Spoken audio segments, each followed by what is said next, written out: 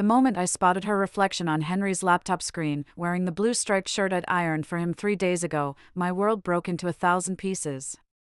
But Henry didn't know I was already gathering those shards, ready to use them against him. My hands shook as I watched this stranger glide through a hotel room, her dark hair spilling over the collar of my husband's shirt, the one I'd picked out for our anniversary, still holding traces of my perfume from when I hugged him at the airport. "Bella, you there?" Henry's voice sliced through my daze, his face filling the screen with a fake smile I hadn't seen genuinely in months. Behind him, the woman, young, stunning, and far too comfortable, slipped into what I guessed was a bathroom. "I'm here," I whispered, my voice calm despite the storm raging inside me. 23 years of marriage, of believing in him, in us, in our life together, gone in 30 seconds. "The conference is dragging on, so I might not call tomorrow," he said, shifting slightly. I glimpsed tangled sheets and a second wineglass on the nightstand. The clues were glaring, and he didn't even bother to cover them up. That's when I decided. No screaming, no tears, no pleading for answers like some desperate wife. I'd do something different, something to make him feel the gut-wrenching loss of having his world ripped away. "Good night, honey," I said, my voice dripping with false sweetness. "I love you." "Love you too, Barb. See you soon." The screen went dark, and my reflection stared back, a woman I barely knew, her eyes sharp and free for the first time in 23 years. Henry didn't know I'd spent 15 years as a forensic accountant, sniffing out financial lies. He didn't know I could access every account, every investment, every secret he thought he'd hidden. And he definitely didn't know I'd been tracking his odd behavior for 6 months, trusting my gut even when I told myself I was paranoid. I shut the laptop, feeling a spark I hadn't felt in years: purpose. Cold, relentless purpose. Henry wanted to play games? Fine. But he was about to learn he'd picked the wrong opponent. Before we continue, please comment which country you're watching this video from. We love hearing where our global family is tuning in. If this is your first time here, hit subscribe. Your support brings more epic revenge stories to life. Enjoy! 3 days ago, I was the perfect wife. I woke at 5 a.m. to make Henry's coffee just right, 2 sugars, a splash of cream, in the navy mug his mom gave us for our first Christmas. I ironed his shirts with precision, packed his suitcase with care, believing he deserved nothing less. "Got everything?" I asked, tracing the zipper of his leather garment bag, the one I'd bought when he became senior partner at his law firm, back when his wins felt like ours. "You worry too much, Barb," he said, brushing my forehead with a kiss, distracted as always lately. "It's just Chicago. 3 days, in and out." I loaded his car, waved from our porch as he drove off, and spent Tuesday scrubbing our house spotless. That's who I was, the wife who kept everything perfect, every detail in place. Our Thornton drive home screamed success, or so I thought, 4 bedrooms, 3.5 baths, a kitchen featured in Better Homes and Gardens 2 years back. I picked every color, every chair, every accent. It was my haven, my pride.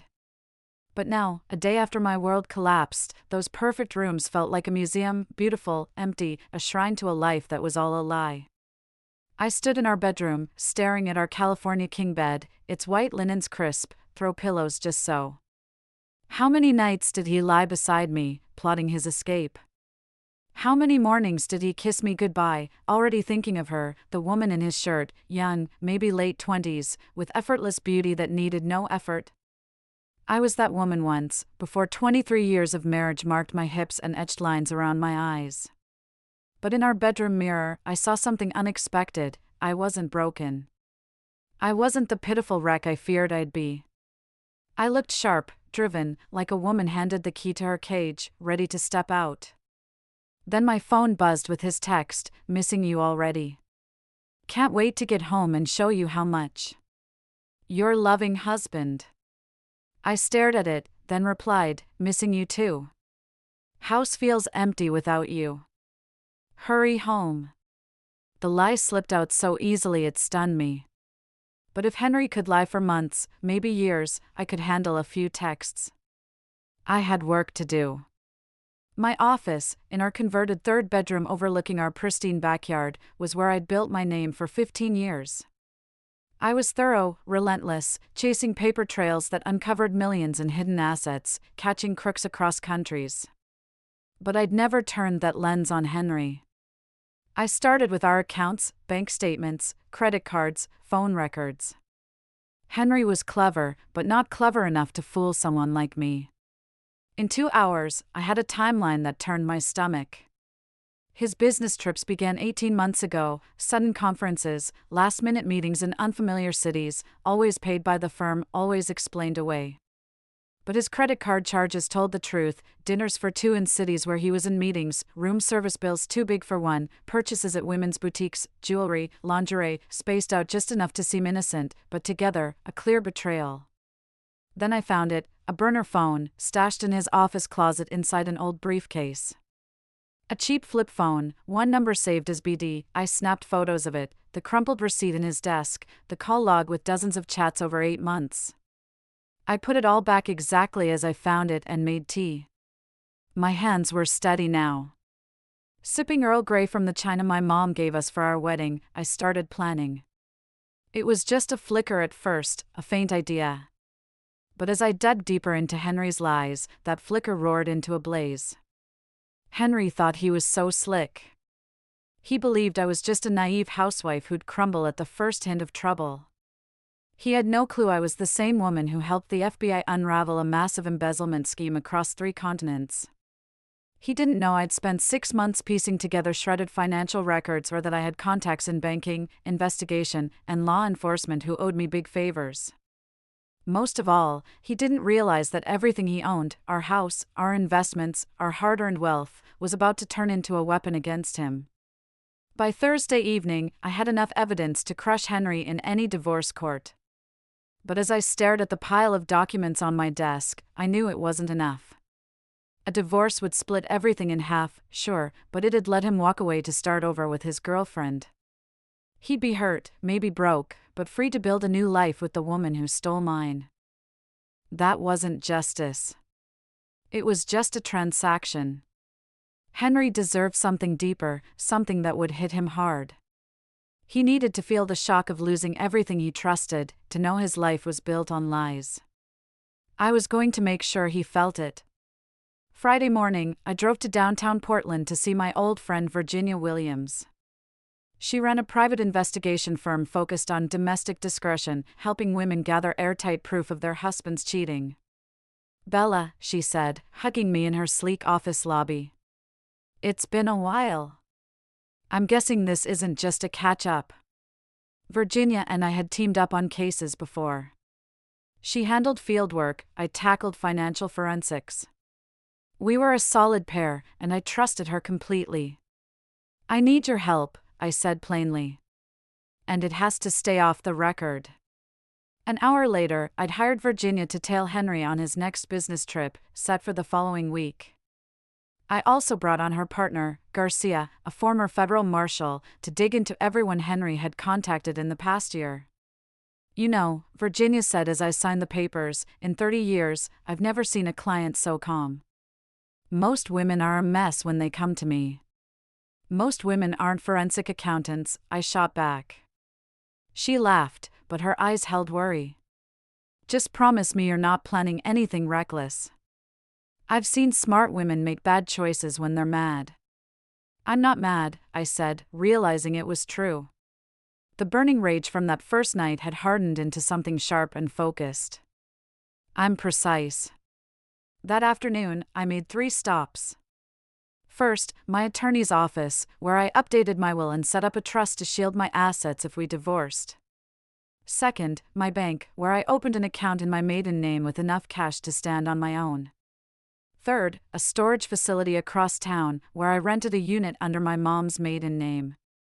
When Henry called that evening to check in, I was ready. "How's Chicago?" I asked, sipping tea in bed with a book I wasn't reading. "Dull as ever," he said, his voice heavy with fake exhaustion. "The client's a pain, and these depositions are dragging. I might need an extra day." "That's okay, honey," I said. "Take your time." I'm just here missing you. I miss you too, Barb, more than you know. His words sounded so sincere I almost bought them.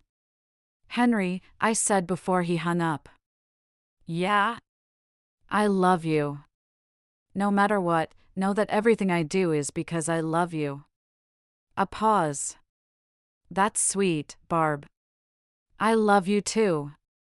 After he hung up, I stared at the photos on my nightstand, our wedding day, me glowing at 25 in my grandmother's lace dress, sure we'd grow old together, our 5th anniversary in Italy, laughing by the Colosseum, last Christmas, just 8 months ago, looking like the perfect couple. In every photo, my smile was real. I was a woman head over heels in love with her husband. Now, those pictures stirred something unexpected, not sadness or anger, but gratitude. The trusting, dreamy woman who believed in fairy tales was gone. In her place was someone stronger, sharper, and far more dangerous. Henry had created his own worst enemy without even knowing it. Saturday morning hit me hard. Garcia called at 7 a.m. with his first findings. Her name's Beverly Donovan, he said bluntly. 28, junior associate at Hartley & Associates, the firm your husband consults for. I gripped the phone tighter. How long? From what I've got, at least 14 months. She joined the firm 18 months ago, and his credit card started showing odd charges a month later. 14 months, over a year of lies, of Henry coming home to me after days with her. I cooked his favorite meals, washed his clothes, planned our future while he built a secret life with someone else. There's more, Garcia said. She's pregnant. The phone slipped, hitting the kitchen counter. Everything went silent. Then I picked it up, hands steady. How far along? About 3 months, from what I can see. She's had medical appointments. Your husband's been paying for them with a separate credit card. 3 months pregnant. Henry had known for at least a month, maybe more. He'd said nothing, kept lying, kept sharing our bed while his mistress carried his child. Send me everything, I said. Every detail, photo, receipt. All of it. Bella, Garcia said gently, I've seen betrayal break people. Maybe take a moment to process this before. Send me everything, I cut in. Today. After hanging up, I sat in my flawless kitchen, in my flawless house, and laughed, tears streaming down my face. The situation was so much worse than I'd imagined, it felt almost ridiculous. Henry wasn't just cheating.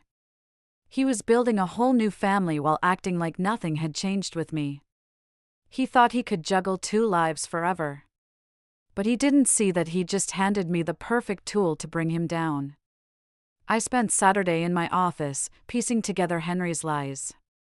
The financial proof was brutal: secret credit cards, cash withdrawals, lavish gifts, medical bills. Combined with Virginia's surveillance photos, Garcia's timeline, and the phone records I'd pulled, it was undeniable. Henry Smith, esteemed attorney and community figure, was a liar, a cheat, a fraud. He stole from our accounts to fund his pregnant mistress while feeding me lies about business trips that were really romantic escapes. Worse, he was a coward. Instead of ending our marriage honestly, he strung me along, probably thinking he could keep both lives running smoothly. The man I'd loved, trusted, and built my life with was a stranger. And that stranger had no idea he'd underestimated the woman he married. By Sunday evening, I had a plan, thorough, devastating, foolproof. Most importantly, it would hit Henry with the same betrayal he'd dealt me, the total collapse of everything he thought was secure. He wanted to live 2 lives? Fine. But he was about to learn that betrayals have a price, and some costs can't be paid. Monday morning, I called in sick for the first time in 3 years. Then I drove to Beverly Donovan's apartment complex. It was nice, not extravagant, but modern, comfortable, the kind of place a young attorney could afford with help from a rich older man. I parked across the street and waited. At 8:30 a.m., she stepped out, just like in Garcia's photos, tall, elegant, with a natural beauty that turned heads.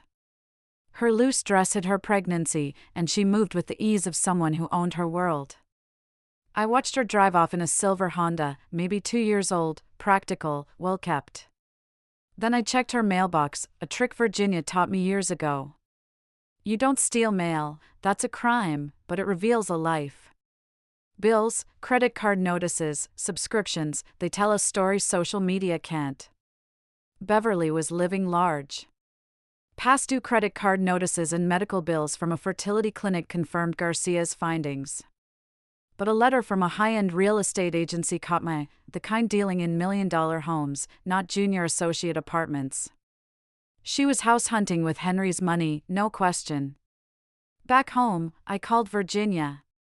Dig into Beverly Donovan's plans, I said. Real estate, job applications, big purchases. I think Henry's planning to leave me, and I want to know the life he's dreaming of. Bella, Virginia said softly, what are you going to do with all this? I'm going to make the life he's planning with her impossible, I said. Completely impossible. That afternoon, I made calls Henry would have been shocked to hear. While he lived his double life, I'd built my own network, independent of him. First, I called Amanda Foster, a Portland Tribune reporter who owed me a favor from a corruption story we'd worked on. I've got a lead, I said. A big-shot attorney using client funds to bankroll his pregnant mistress while lying to his wife about business trips. Interested? Very, Amanda said. How strong's your evidence? Bulletproof, financials, photos, witness statements, everything. When do you want to run it? Soon, I said. I'll let you know. Next, I called Martin Garcia at the Oregon State Bar Association. We dated briefly in college and stayed friends. He now investigated attorney misconduct. Bella, great to hear from you, Martin said. What's up? I need to report a possible ethics violation, I said. An attorney misusing client funds for personal expenses.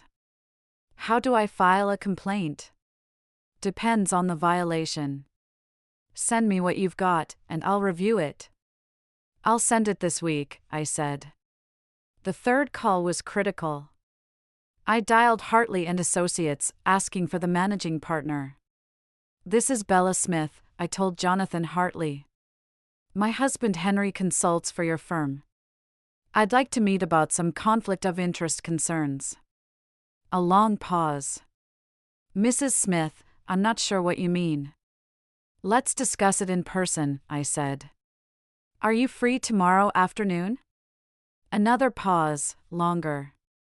I can meet at 3 o'clock. Perfect. That evening, Henry called as usual. How's your day, sweetheart? He asked, traffic humming in the background. Probably driving from Beverly's place. Quiet, I said. I've been thinking about us, our future. We've talked about kids before, but maybe it's time to reconsider. We're not too old, with modern medicine. Silence screamed on the line. Barb, he said finally, we settled this years ago.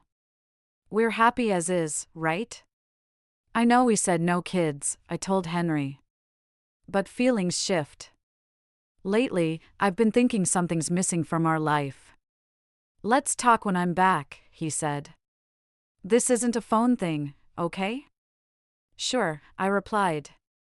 When will you be home? Tomorrow, around 8 p.m. I'll cook your favorite dinner, I said. We'll talk then. After hanging up, I sat in the dim living room, letting myself feel one moment of real sorrow, not for our marriage, which I now knew had been dead for over a year, but for the woman I once was. She dreamed of kids with Henry, trusted him with her heart, her future, her everything. She deserved mourning. But she also deserved revenge. Tomorrow, it would start. Tuesday at 3 p.m., I strode into Hartley and Associates in my sharpest navy suit, carrying a briefcase stuffed with every shred of evidence I'd gathered. The reception area gleamed with glass and chrome, screaming wealth and success. Jonathan Hartley greeted me himself, a sign he was taking this seriously. He was in his early 60s, silver-haired, in a suit that screamed decades of corporate law triumphs. "Mrs. Smith," he said, shaking my hand. "Let's talk in my office." His office was textbook power, huge windows with a city view, shelves of legal books and awards, a desk worth more than most cars. He motioned to a leather chair, sat behind his desk, and clasped his hands. "What's this about?" he asked. I opened my briefcase and slid a photo across his desk, Henry and Beverly leaving a Seattle hotel, his arm around her, both laughing. The timestamp showed it was during one of his business trips. Hartley's face paled. "Mr. Hartley," I said, "I believe your firm has unknowingly enabled an unethical relationship between my husband and one of your employees. I'd like to resolve this quietly, without the state bar or the press." He stared at the photo, then met my eyes. "This firm has strict rules about consultant-employee relationships." "I'm sure," I cut in. "But were they followed?" "My investigation shows Henry billed your firm for work he didn't do, using the money to fund his affair with Ms. Donovan." I laid out 3 more items: Henry's billing records, credit card receipts for gifts and hotel rooms during work hours, and a timeline tying his consulting fees to personal spending. "This is serious," Hartley said, poring over the documents. "It's not a theory," I said. "It's fact." "What will you do about it?" He studied the evidence carefully, like the seasoned lawyer he was. Then he looked up. "What do you want, Mrs. Smith?" "I want Henry's consulting contract ended now," I said. "I want Ms. Donovan moved to a department with no consultant contact, and I want an investigation into whether client funds were misused." "If we agree?" "This stays private," I said. "No press, no bar complaints, no public shame." "And if we don't?" I stood, packing the documents. "Tomorrow, Amanda Foster at the Tribune will publish a story about Hartley and Associates enabling an affair between a married consultant and a pregnant employee, possibly with client funds. The state bar will get a complaint about Henry's billing, and I'll sue your firm and my husband for fraud and emotional distress." Hartley was sharp. He saw I was offering a clean way out, sparing his firm's reputation. "I'll need time to look into this," he said. "Of course," I said. "But I need an answer by Friday. Henry's back tomorrow evening, and I want this settled before he realizes his life is about to implode." I left my card on his desk and walked out, knowing I'd just fired the opening shot in a war Henry didn't know was coming. Wednesday evening, I cooked Henry's favorite meal with the same care I'd given for 23 years, grilled salmon with lemon butter, roasted asparagus, wild rice pilaf, and a special Pinot Noir we'd saved. I set the table with our wedding china, lit candles in crystal holders, and played soft jazz from Henry's sound system. It looked like a romantic reunion dinner. But I wasn't celebrating. I was burying our marriage, and I wanted it flawless. Henry arrived at 7:45 p.m., 15 minutes early, bursting in with his usual energy, calling my name as he dropped his bag and laptop case in the foyer. "Smells amazing," he said, finding me in the kitchen, finishing our plates. He kissed my cheek, and I caught a whiff of unfamiliar perfume on his shirt. "Welcome home," I said, smiling. "How was Chicago?" "Tiring but good," he said, loosening his tie. Closed the brown case, so the client's thrilled. His lie was so smooth I almost admired it. If I hadn't seen photos of him and Beverly at Pike Place Market yesterday, I might have bought it. "Great to hear," I said. "Go freshen up, I'll finish dinner." 20 minutes later, we sat across from each other at the dining table, candlelight flickering over his face as he spun tales of fake meetings and non-existent clients. "So," Henry said, slicing his salmon, "you brought up kids on the phone." That came out of nowhere. "Did it?" I replied, sipping my wine. "I've been thinking a lot about what I really want, what would make me truly happy." "I thought you were happy," he said, a flicker of real worry in his voice. "Aren't you, Barb?" I set my glass down and locked eyes with him. After 23 years, I was about to end it all with one question. "Henry," I said, "if you could have any life, no limits, no consequences, what would it be? He froze, fork midair. That's an odd question. Indulge me, I said. Would you pick this life? This house, our marriage, our routine? Of course, he said, but his eyes dodged mine. Why ask that? I've been wondering if we're both just settling, I said. If we're so used to this life that we're not honest about what we really want. Silence hung heavy between us. Henry set down his fork and reached for my hand. Bella, you're freaking me out, he said. What's going on? This was it, the moment to back off, to play the perfect wife and pretend nothing was wrong. Instead, I pulled my hand away and grabbed my phone. I had a chat with Jonathan Hartley yesterday, I said, scrolling to the photo I needed. He shared some pictures you might find interesting. I slid the phone across the table, showing Henry and Beverly leaving a Seattle hotel, his arm around her, both laughing. His face went pale, like he might pass out. Bella, he started. Don't, I said, raising my hand. Don't insult me by explaining this away. I know about Beverly, the pregnancy, the apartment you're paying for, the medical bills, the jewelry, everything. He stared at the photo forever, then met my eyes. How long have you known? He asked quietly. Does it matter? I said. What matters is what happens next. What followed was the strangest talk of my life. Henry, caught red-handed, seemed to shrink. The confident lawyer I'd married was gone, replaced by a lost, tired old man. It wasn't meant to happen, he said, staring at his hands. Bev and I, when I started consulting at Hartley, she was just assigned to my cases. We worked closely, talked about law, life. She's brilliant, Bella. Truly brilliant. I bet, I said, my voice calm despite the fury inside. Tell me about the pregnancy. He flinched like I'd hit him. She told me 2 months ago. It wasn't planned. We didn't expect. But you were thrilled, I said.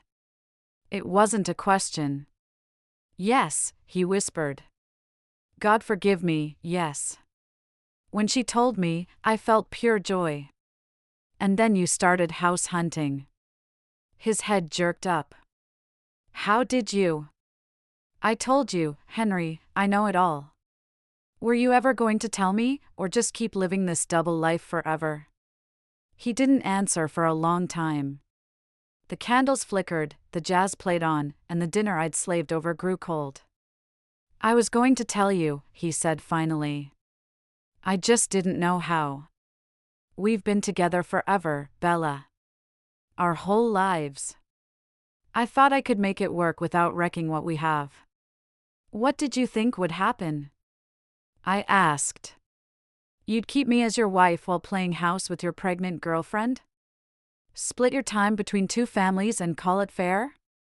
I don't know, he said, his voice cracking. I wasn't thinking straight.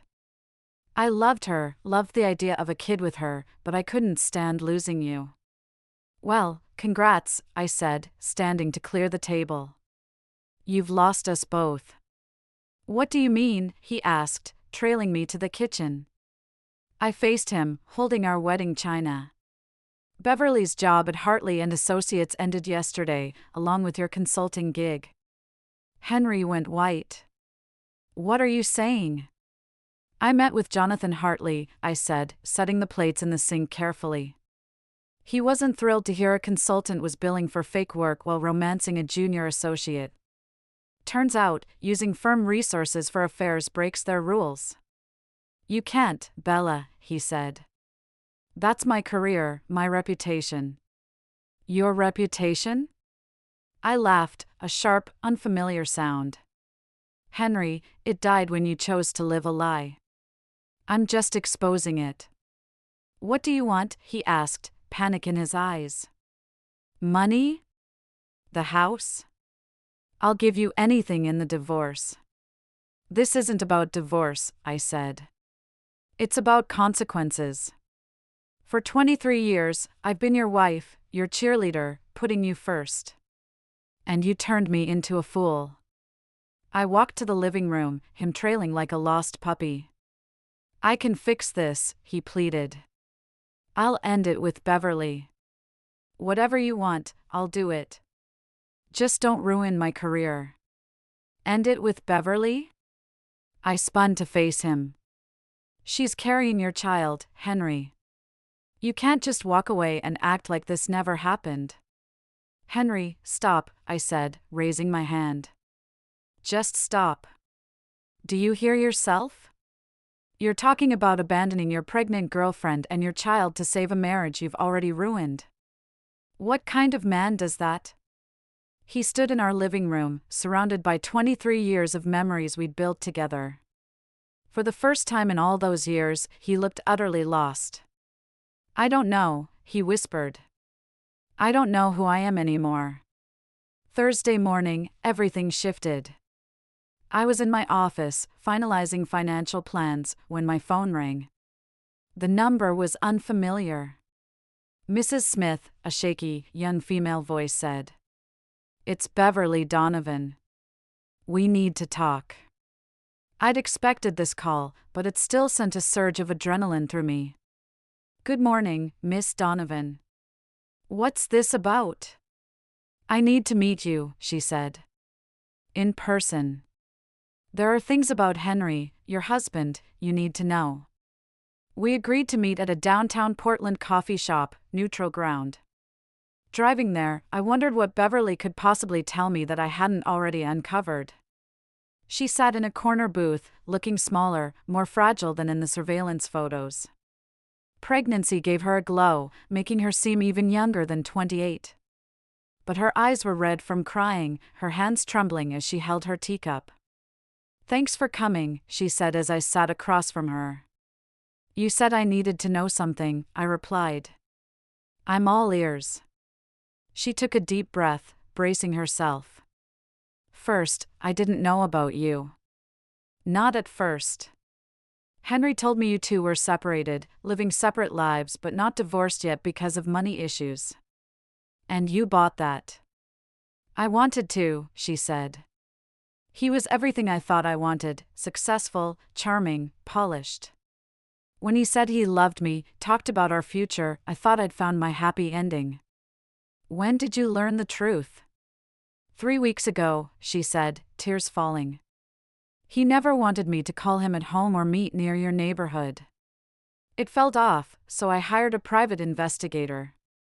I laughed. So you were investigating my husband while I was doing the same. I found out you weren't separated, she went on.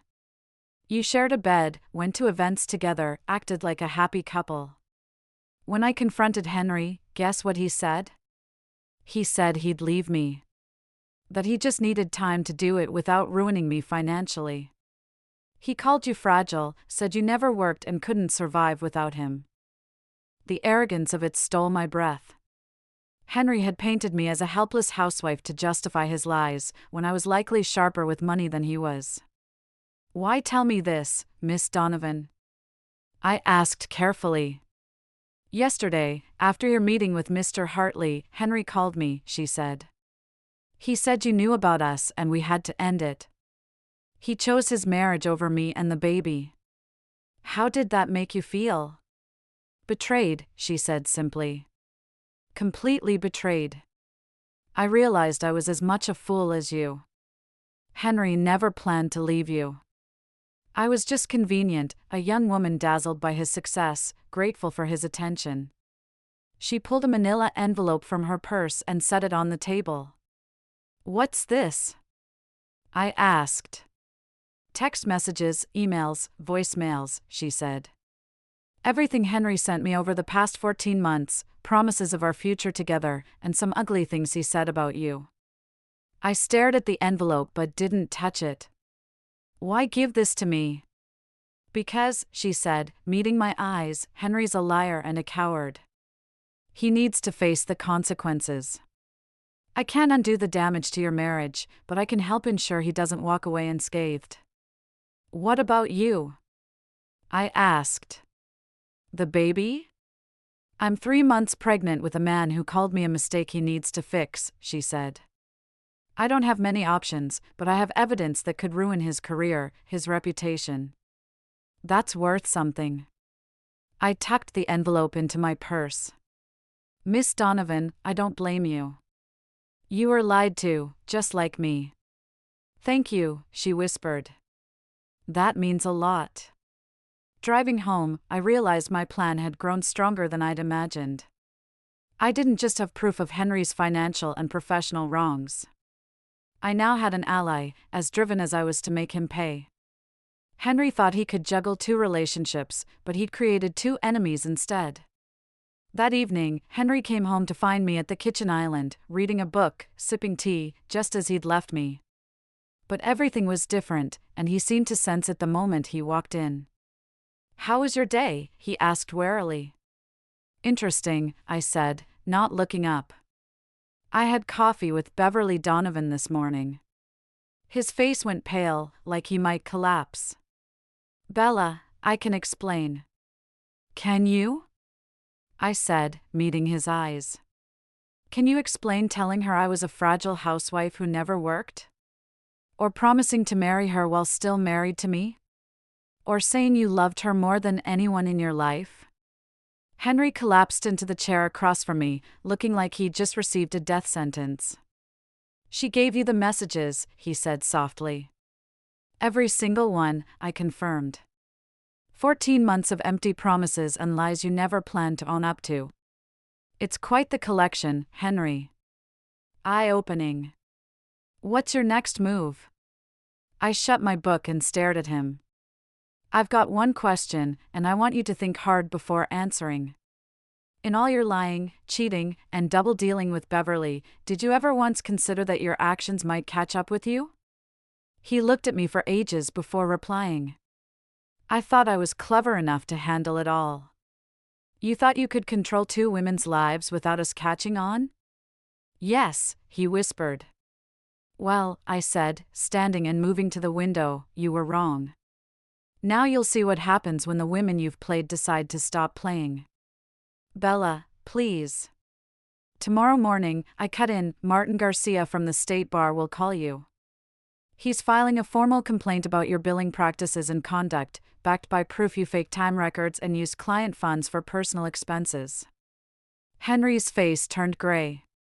You can't. You're my wife. Tomorrow afternoon, I went on, Amanda Foster at the Tribune will publish a story on misconduct at Hartley and Associates. It won't name you at first, but the legal world will know it's you. Bella, my career. Tomorrow evening, I said, turning to face him, I'm filing for divorce.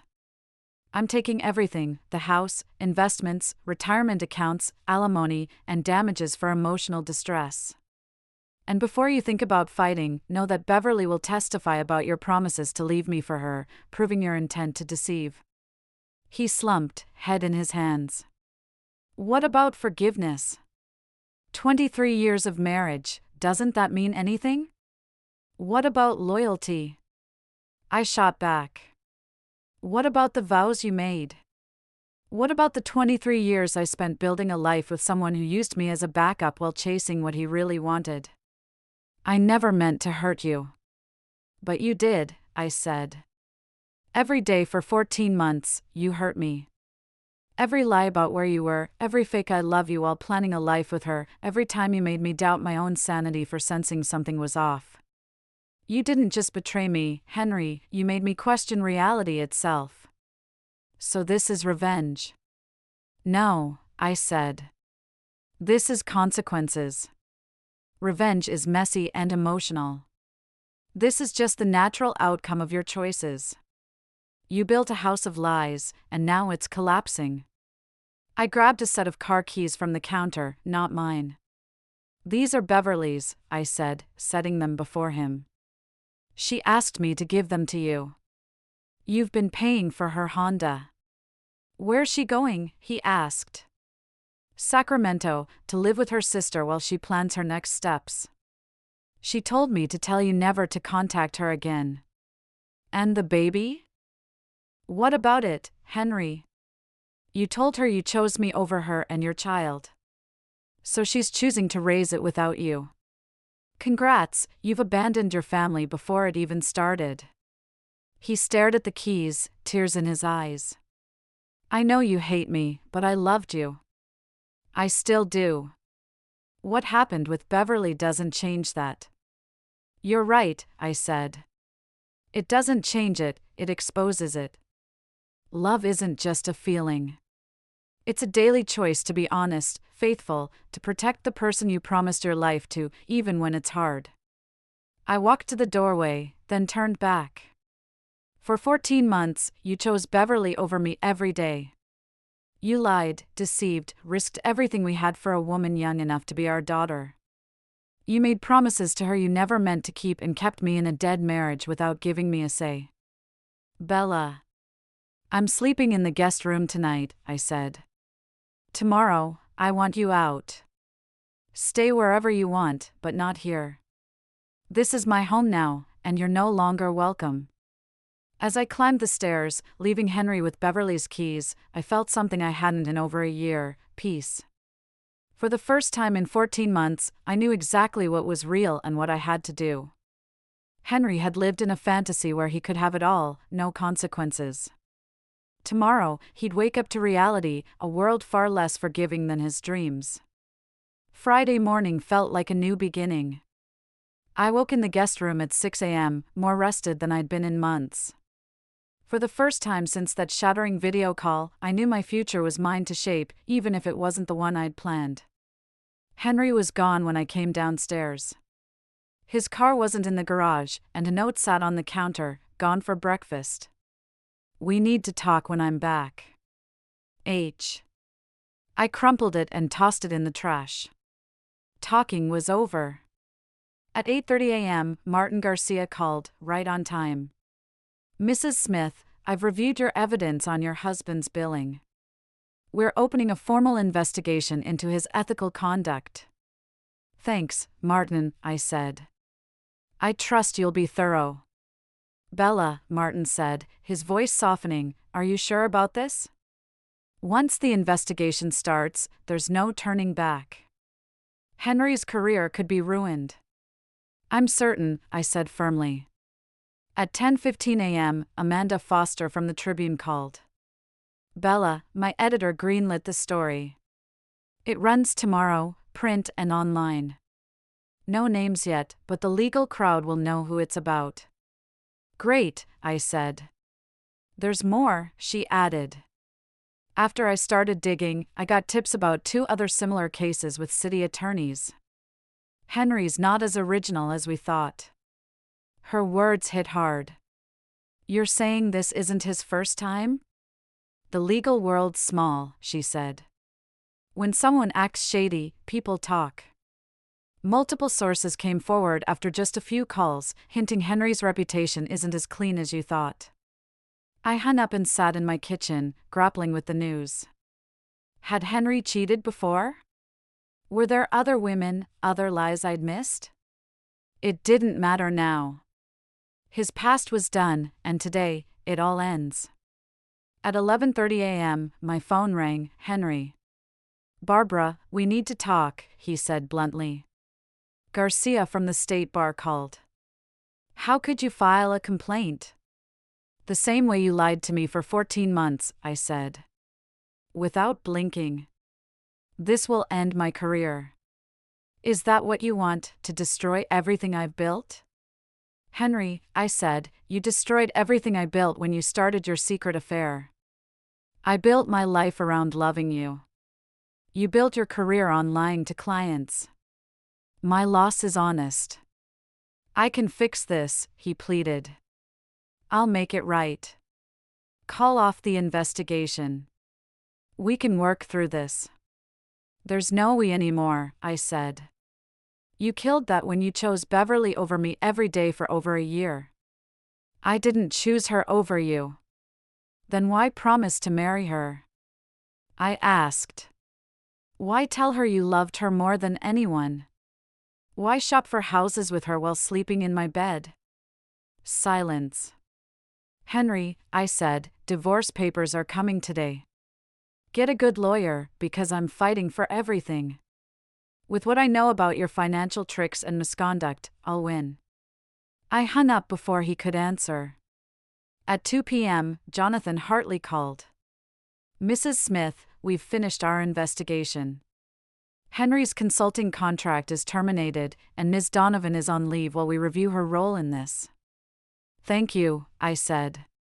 There's more, he added. We found billing irregularities from Henry going back years. We're launching a full audit of his work with us. Years, I echoed. Yes. The situation with Ms. Donovan seems to be just the latest in a pattern. After the call, I poured a glass of wine and sat on our patio, staring at the garden I'd nurtured for years. Every flower, every tree, every detail was my time, my creativity, my love for the home we'd shared. Now it was mine alone, and that felt like freedom, not loss. At 4 p.m., Henry's car rolled into the driveway. I watched him sit behind the wheel, hesitating, before he came inside. He looked 10 years older than yesterday, clutching a thick envelope. The divorce papers, he said. I can't believe you went through with it. What did you expect? I asked. I expected the woman I married, he said. The one who loved me enough to fix things, not ruin me at the first chance. I stared, stunned. Henry, you didn't give me problems to fix. You gave me lies to uncover. You didn't give me a marriage to save. You gave me a deception to unravel. I messed up. You made choices, I said. Deliberate choices to betray me, lie to me, build a life with another woman while pretending you were mine. Those weren't slip-ups. They were decisions. He sank onto the couch, still gripping the papers. What's next? You face your choices, I said. Find a place to live. Get a lawyer. Rebuild your career from the wreckage of your reputation. Be a father to your child, or don't. But you do it without me. Bella, he said, voice breaking, I know I don't deserve forgiveness, but could we ever be friends? Salvage something from 23 years? I thought about it, picturing the man who held me when my mom died, celebrated my first big client, danced with me at parties, and planned to grow old together. That man was real once. But he'd been replaced by someone selfish and cruel. I don't know, I said honestly. Maybe one day, when the pain isn't so sharp, we could talk civilly. But friends? No, Henry. Friends don't lie for 14 months. Friends don't make each other feel crazy for seeing the truth. Friends don't abandon pregnant partners to save marriages they've already broken. Henry nodded slowly, like he'd seen my answer coming. I'll pack a bag and stay at a hotel tonight, he said. I'll get the rest of my stuff when you're not here. That's for the best, I agreed. As he turned to go, he looked back. I did love you, Bella. You may not believe it, but it's true. I know you did, I said. But love without honesty, respect, or loyalty isn't love. It's just a feeling. And feelings don't hold a life together. After he left, I walked through my house, now truly mine, and started reclaiming it. I took down our wedding photos, boxed up our shared keepsakes, and began planning how to redesign spaces that were once ours to reflect just me. For the first time in 23 years, I could choose my own path, chase my own dreams, shape my own future. The cost was steep, but I was ready to embrace this freedom. Henry, without knowing, had given me the greatest gift, myself. 6 weeks later, I stood in the courthouse lobby, waiting for our divorce hearing. The process moved fast. Henry's lawyer urged him not to fight me. With the state bar investigation ongoing and the Tribune's articles stirring up the legal world, a court battle would only draw more eyes he couldn't afford. Beverly Donovan sat nearby, her pregnancy now obvious under a simple black dress. We'd become unexpected allies, connected by Henry's lies. She was testifying today about his promises to leave me for her, bolstering my claim for emotional distress damages. How are you holding up? I asked, sitting beside her. Nervous, she said. But ready to move on. Heard from him? He sent flowers on our would-be anniversary, I said. No note. I tossed them. Henry arrived on time, looking worn and thin, his pricey suit hanging loosely. The confident man I married was gone, replaced by someone who hadn't slept in weeks. His lawyer, a sharp-faced woman named Patterson, made a last-ditch offer. Mrs. Smith, Henry will give you 60% of assets and 10 years of alimony if you drop your role in the state bar investigation. No, I said, without needing my attorney's input. Mrs. Smith, be reasonable. You're asking for everything. I'm asking for what Oregon law grants me, I said. Half our property, damages for emotional distress, and alimony for the lifestyle I lived during our marriage. The bar investigation is separate. The hearing was quick. Henry didn't fight, so we formalized asset division and alimony. Beverly's testimony laid bare Henry's deceit, even to the judge. Mr. Smith promised to divorce his wife and marry me, she said calmly, despite her unease. He said he loved me more than anyone, planned our future, our kids, our wedding. When I got pregnant, he was thrilled, excited to be a father. When did that change? My lawyer asked. When his wife found out, Beverly said. He claimed he never meant to leave her, that I misread him, that our relationship was a mistake to fix. The judge, a stern woman in her 60s, eyed Henry with disdain. Mr. Smith, do you dispute this? Henry, after a whisper from his lawyer, shook his head. No, Your Honor. Based on the evidence, the judge said, Mr. Smith's deliberate deception caused significant emotional distress to both his wife and Ms. Donovan. Mrs. Smith, you're awarded 75% of community property, $8,000 monthly alimony for 15 years, and $50,000 for emotional distress. Satisfaction washed over me, not vengeful glee, but a quiet sense of justice, of balance restored. After the hearing, Henry approached me in the hall. Happy now? He asked bitterly. I am, I said. For the first time in over a year, the world makes sense again. You've ruined my life. No, Henry, I said. You ruined your own. I just refuse to let you ruin mine. He walked away, and I knew that was likely our last conversation. Beverly and I left the courthouse into a bright spring day, full of promise. What's next for you? She asked as we reached our cars. I'm thinking of starting a forensic accounting firm, I said, helping women like us prove financial betrayal. That's perfect, she said. You'll help so many. And me? My sister's helping with the baby, she said. I might go back to school, get an MBA, start fresh in a new field. We hugged, two women who'd been foes until we saw we were both victims of the same man's selfishness.